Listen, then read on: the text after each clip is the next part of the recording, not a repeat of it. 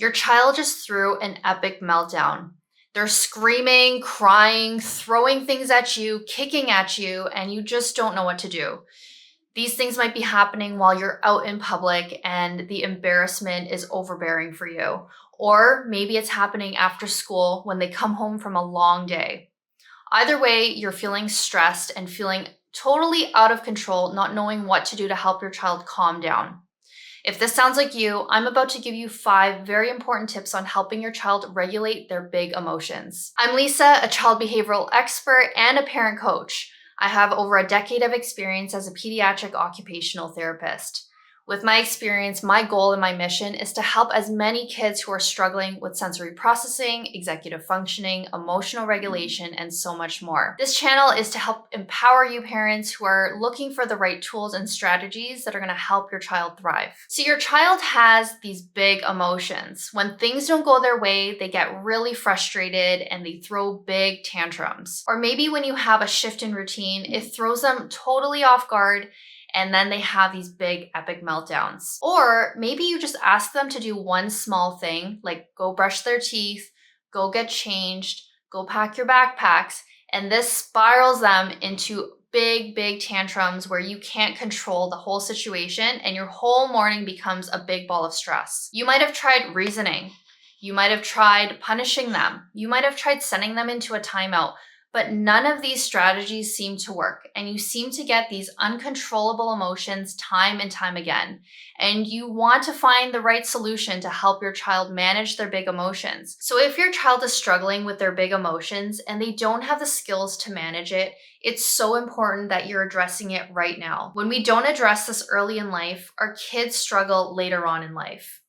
When they don't know how to handle their frustration or manage their anger, this bleeds out into the relationships that they have with other people.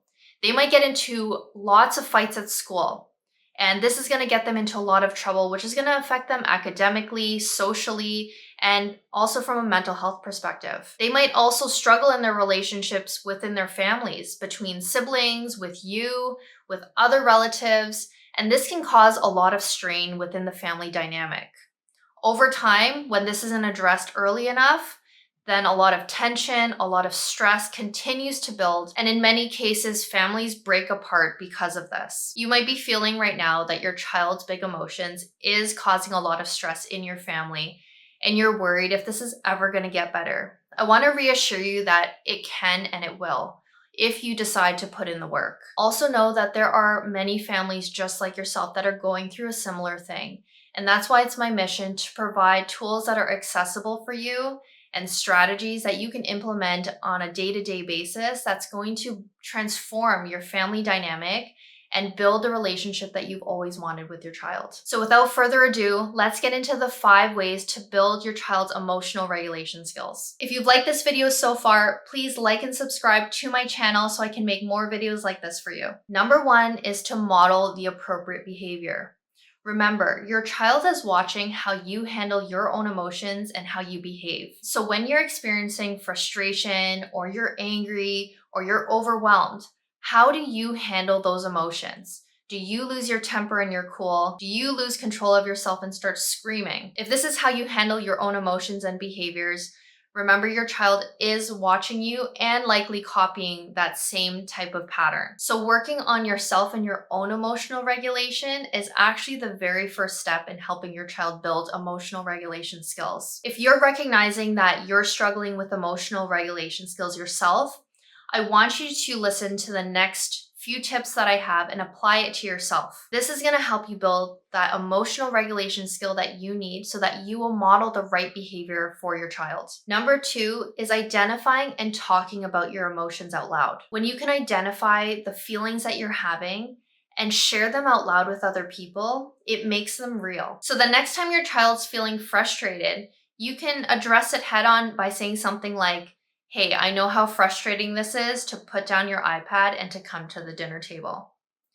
You're labeling it head on for them so that they start to develop the vocabulary and understand how to match the feeling they have to an actual word. The third strategy is to validate your child's feelings.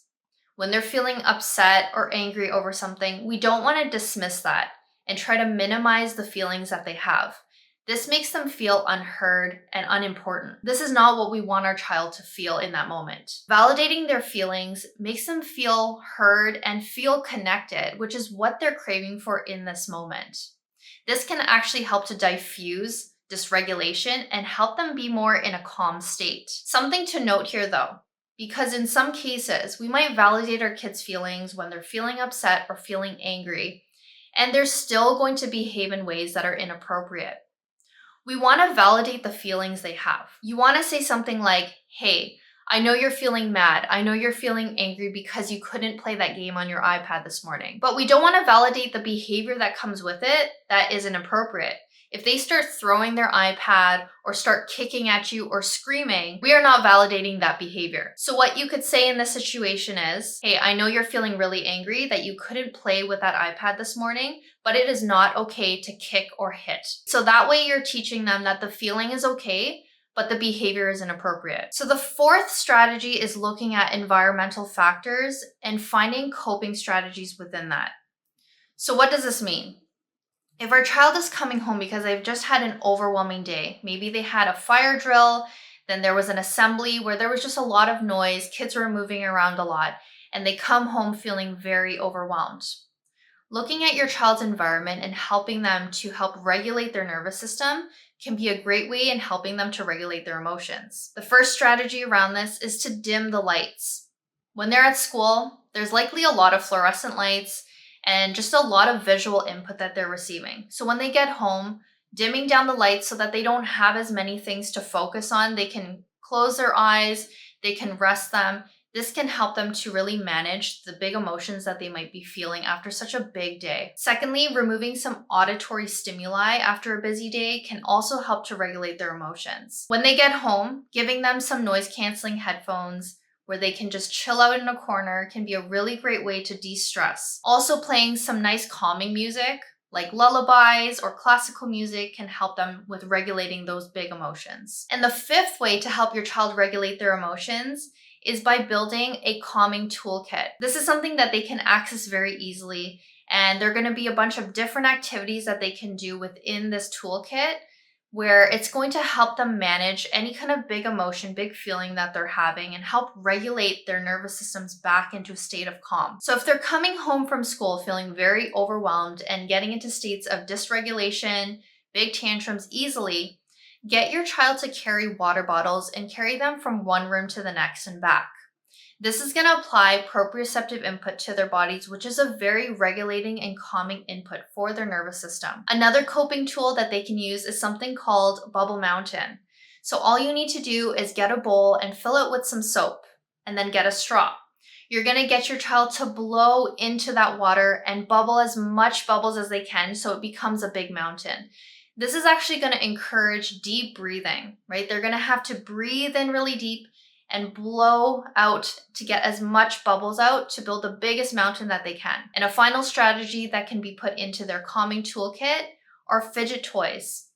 Things that they can fidget with their hands, such as slime or squeeze balls, stress balls. Those are all really good tools to give them that sensory input that's going to help regulate their nervous system. So these are my 5 ways to help regulate your child's big emotions. If you're looking for more resources and tools about emotional regulation, I have you covered.